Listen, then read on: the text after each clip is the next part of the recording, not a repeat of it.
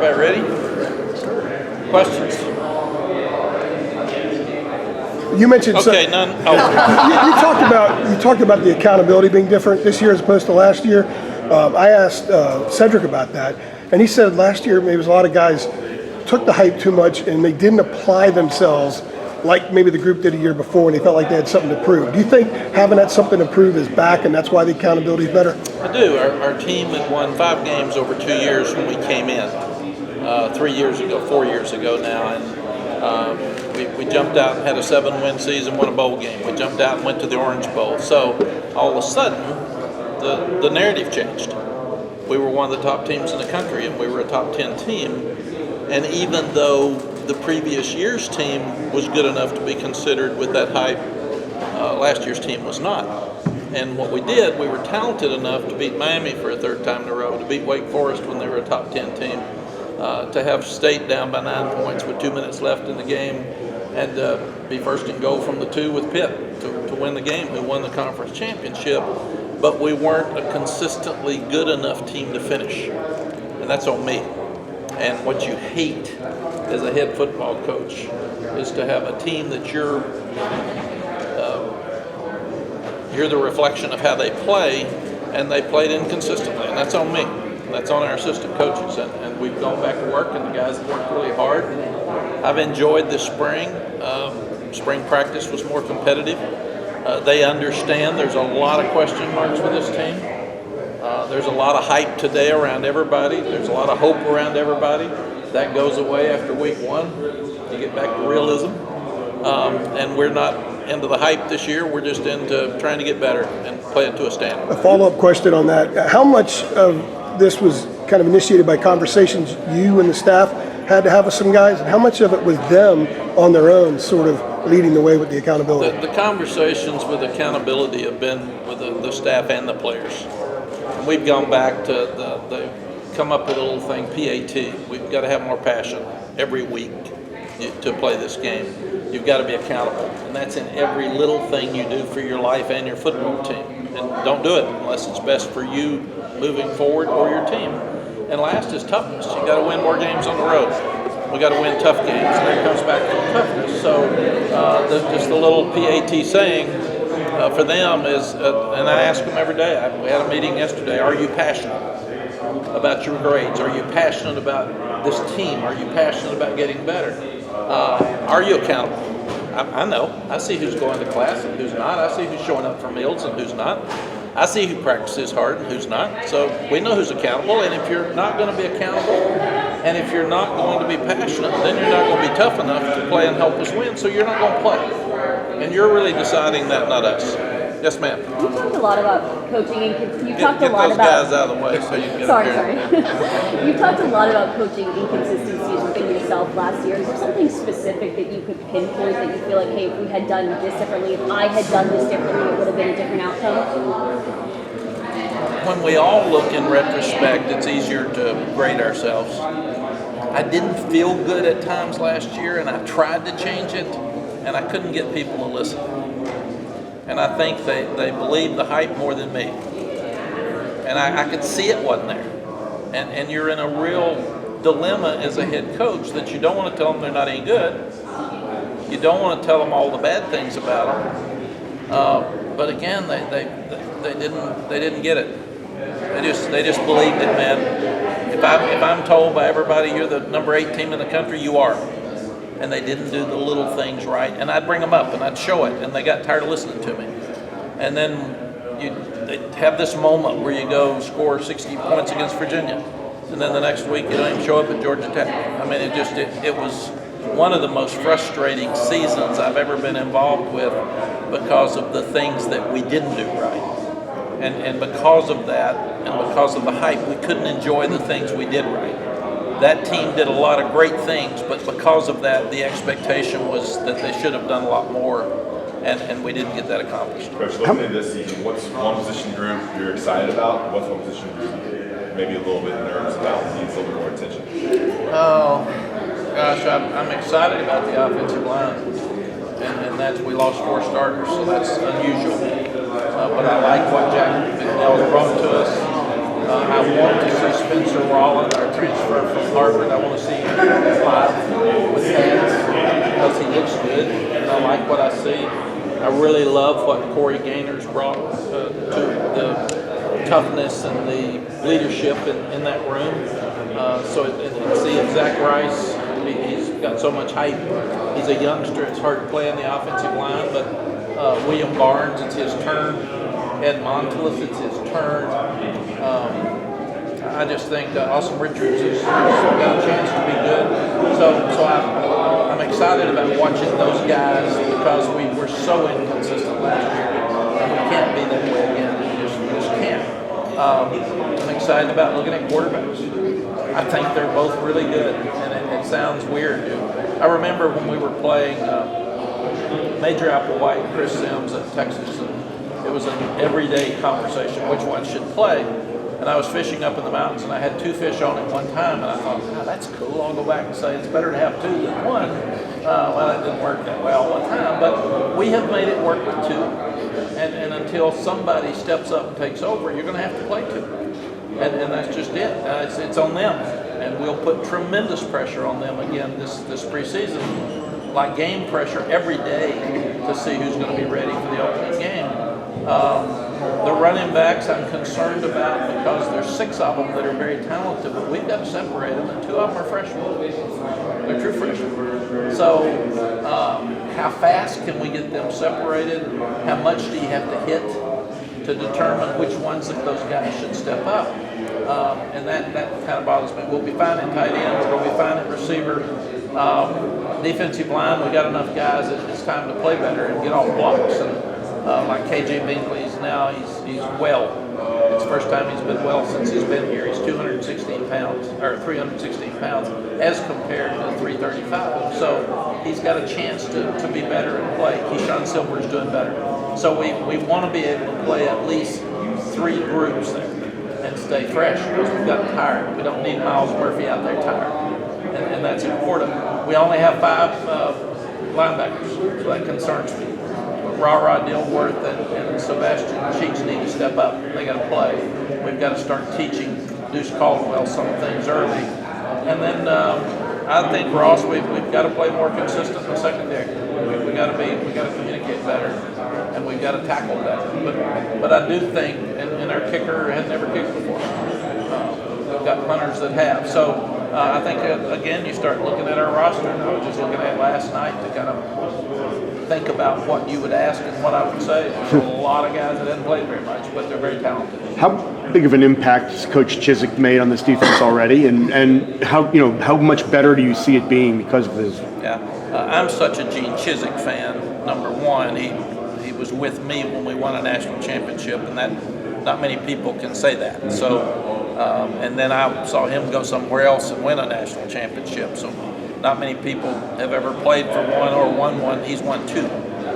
So he's a special man, and he walks into the room and has everybody's attention. He knows what he's doing. He carries that with a swag, but not an arrogance about him. He's doing a better job of teaching fundamentals. He's gone back to the basics. Everybody says how simple he is. He looks complicated, and he teaches simple. And he makes some complicated schemes look simple. But he's still got enough stuff to give the offense some issues. But he's teaching low pads again. He's gone back to angles. He's gone back to pursuit angles. He's gone back to tackling. He's gone back to a defensive lineman getting off blocks and linebackers playing more downhill. We've got to tackle better in safety. We've got to play better with it's got to become an 80-20 situation outside instead of 50-50. So the players are excited about him being there because of what they know he's done in the past and what he can bring them. And at the same time, he's so high energy. He had 5 years of TV and missed coaching. So he's like me. He's back and excited about it. So I'm having fun watching him have fun. And he also brings a different dynamic to the staff because he can help me so much. Because he knows what happens in my office, and he likes to keep his stuff out of my office. And that's a great thing. But I'll say sometimes, did so-and-so do it? He said, I got it. Don't worry about it. I got it. Go worry about something else. Thank you. Those marching orders you gave him when you hired him that, okay, I need you to come in here and get back to the basics and teach fundamentals. Was that exactly kind of what you do when he When I hired Gene, I really asked him to start winning on defense. You got to win. You got to play great defense. I knew him. I knew who he was. I know what he stands for. So he and I didn't have a conversation about anything except be you. Go do what I know you can do for this place. And he loves Chapel Hill so much because he had success here before. And he missed his son playing, and that's a dilemma for coaches. All of you miss your children some when you're traveling so much. It's tough. And it's what you got. So you had to make a decision, and he made a conscious decision that he needed to go home and watch his son play high school football. His son's in Furman. His son's doing really well, so he is totally committed and all in and doing a great job. Not a good job. How concerned are you about the future of the ACC, about the revenue gap with these other leagues, and the future of North Carolina, the viability of North Carolina in this league? How concerned am I about the ACC and the future of this league in North Carolina? I was in Texas when we spent a year and a half talking about whether we should go to the Pac-12 or not. And I watched it and I listened, and we looked at recruiting areas, and we looked at travel, we looked at scheduling, we looked at everything. And then one day, after a year and a half, it popped up and they said, we're staying. And I wasted so much time and energy worrying about something that never was even going to affect us. So I'm letting our chancellor and our athletics director deal with all that stuff. If they ask my opinion, I'm going to give it to them. But I'm really not concerned about it because North Carolina is going to be one of those schools that if something happens, they would be very valuable to people. And I'll give this opinion because I think this is important. You've got to make a decision on what's best for college football or what's best for your school. That's kind of where everybody is right now. When you look at it, when I was president of the American Football Coaches Association, I always said, are we voting to do what's best for your school or are we voting to do what's best for college football? I've always gone in the area of what's best for college football because that's the masses and it's the game that we love. And I don't think it's best for college football to have 2 mega conferences and have 50 teams. Because there's so many great programs that will not be able to compete at the same level they are now. And when that happens, their fans are going to be really disappointed and they're going to lose revenue. And it will hurt football all the way down to FCS and Division II and Division III. And to me, that's not what we need. We need what's best for college football, not what's just best for a few. North Carolina is going to be fine. I heard Coach Saban say the other day there's going to be the haves and have-nots if we do that.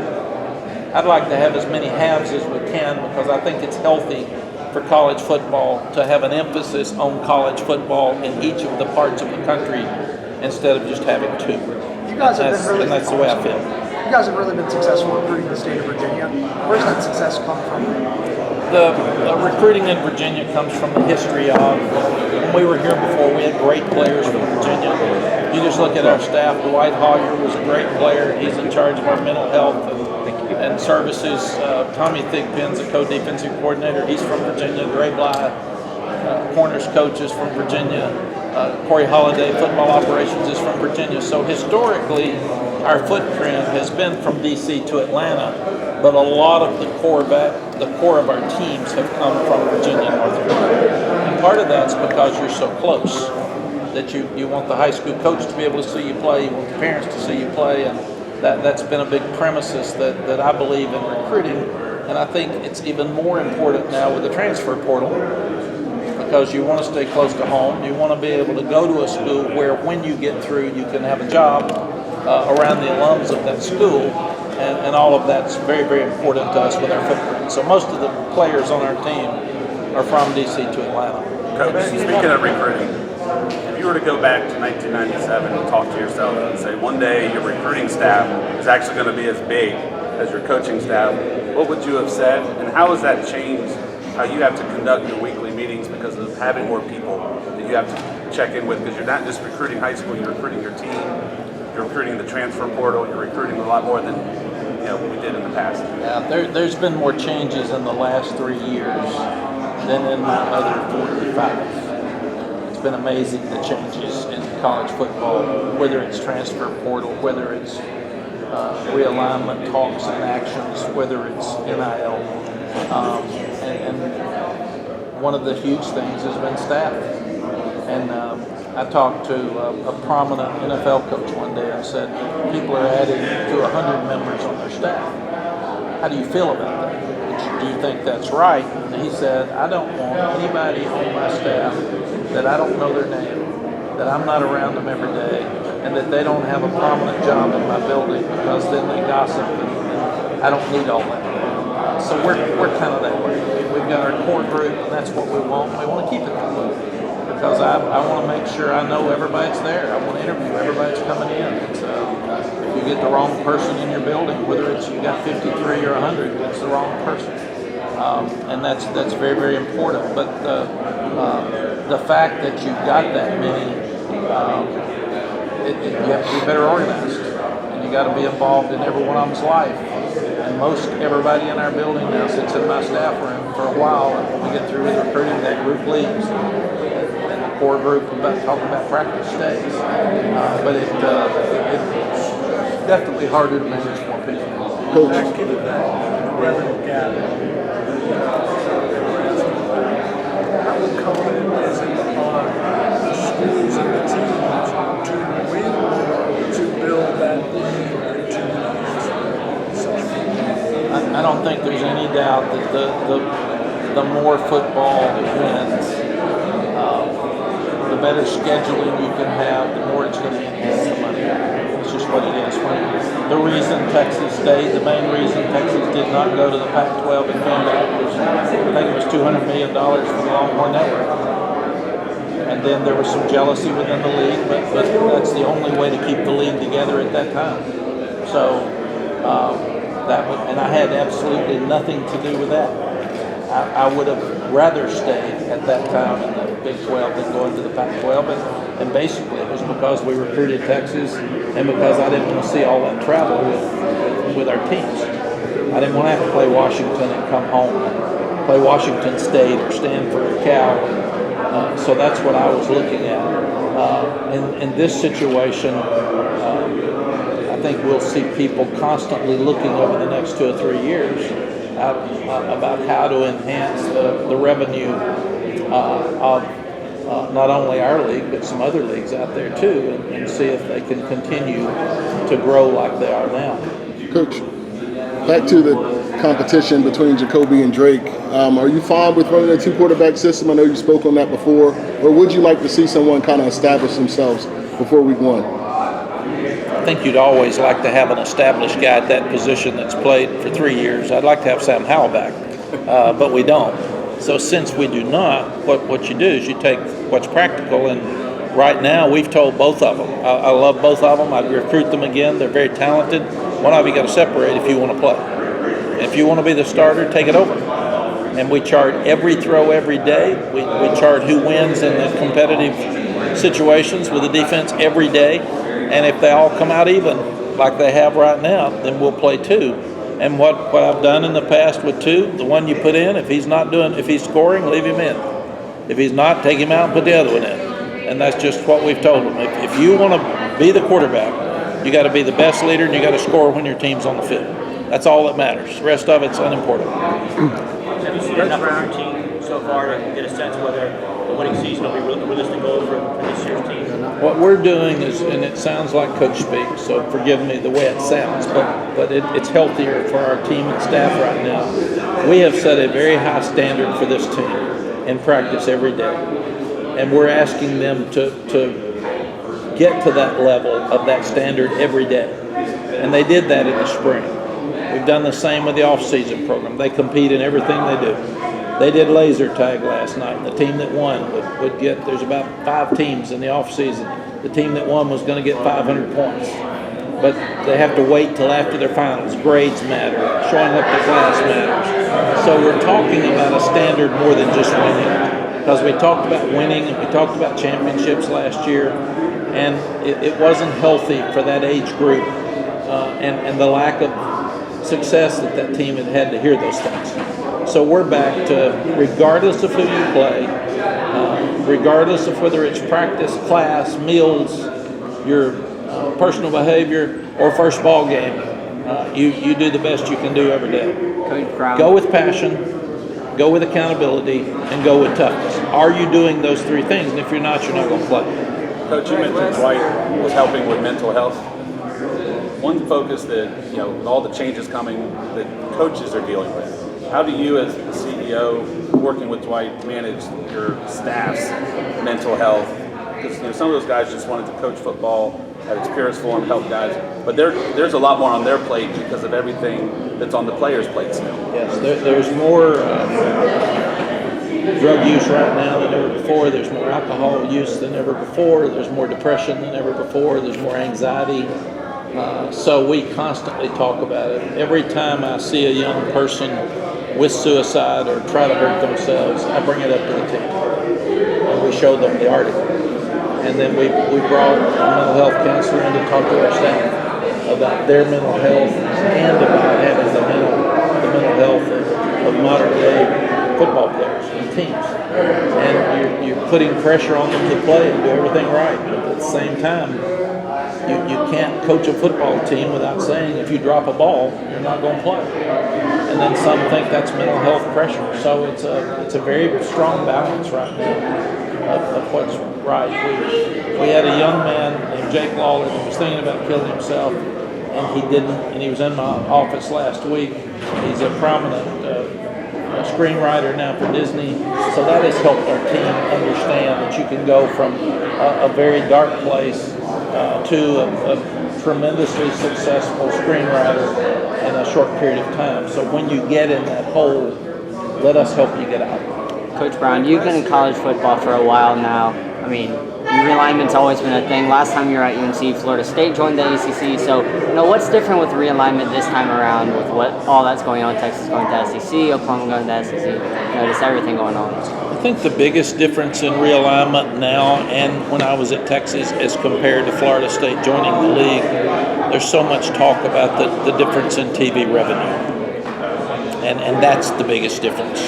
Before, it was just, do you want Florida State's independent, or are they going to come here or go to the SEC? And they made a decision to come here. Now you're talking about rights. You're talking about poaching people from other leagues. You're talking about you losing some people from your league, and is there enough rights there for TV to pay? So you're talking about a lot of different things now than you were back then. It's much more complicated now than it was. You're really talking about changing the scope of college football if you go to 2 mega leagues. Very different than what we have now. The college football playoff is based on 5 Power 5 conferences with 5 commissioners. And if you have 2 leagues that play at the Power 5 level, you're obviously changing so many different things. It filters all the way down. You're not just changing leagues. You're changing the direction of college football. Mack, you talked about you don't like the 2 super leagues, but is the snowball already too far down the mountain to stop the Avalanche at this point? And Brett, I don't know. I don't know enough about rights. I don't know enough about 3 years from now. I thought Texas and Oklahoma would go the next year after they said they were in, and now we're waiting until it looks like 25. Yeah. So that was different than what I thought. I was really surprised when I heard that USC and UCLA were going to the Big Ten. I would have bet my life that would never happen. Yeah. And I was on the golf course, and somebody texted me and said, "I think this is happening," and I said, "That's crazy. You can't do that." And then by 3 o'clock they were in. So I just know right now that I know enough to know I don't know anything, and I think that's the problem I've got. But couldn't that is your fear kind of that could filter down where we could see Group of 5 programs just eliminated completely because financially they can't try Absolutely, that's my fear. Or drop the FCS or FCS go away or just. My fear is if we go to a 2 mega conference NFL type situation. And then your playoff becomes 16 teams, maybe. You're the NFL. Yeah. And then college football around it has dropped. I'm concerned right now about FCS because when you look at the number of transfers from FCS to FBS, we've really hurt FCS football. And then you start talking about all the transfers to FCS, then we've really hurt high school recruiting. So I'm worried that we're having some trickle-down effects that are really changing who we are in college football.